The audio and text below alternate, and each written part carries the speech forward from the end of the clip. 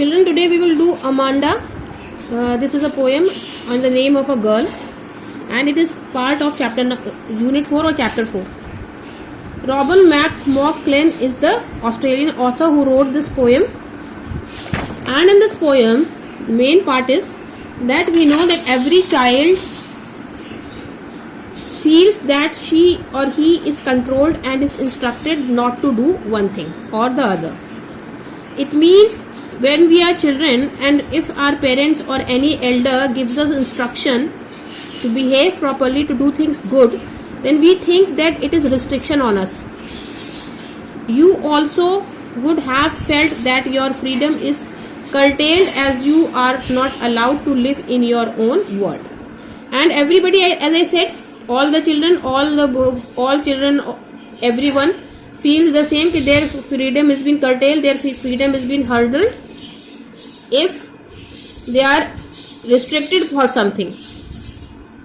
Write down some of the things. This is the part which you can do for if you think that what restrictions are been given to you by your parents or elders. And now we will go to the poem Amanda. In this poem, Amanda is a little girl on which restrictions are made, curtailments are done so that she can behave properly, but she is in her dream world also. And how a child feels on and what normal restriction in daily life we get, poem is all about that. Don't bite your nails, Amanda. The first line says, a restriction, Amanda is being restricted not to bite nails. Biting nails is very bad habit. Don't hunch your shoulder, Amanda. Hunching means raising the shoulders. Then stop that slouching and sit up straight. Don't sit in an improper manner. Sit properly. Don't sit in bad posture.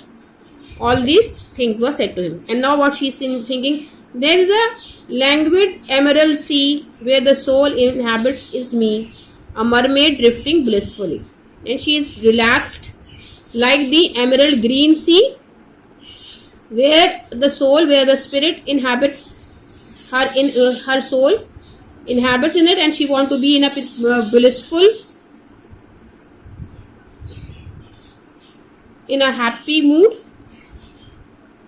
where a sea creature, half sea and half a girl, that is means she is in her fantasy world and she wants to live peacefully.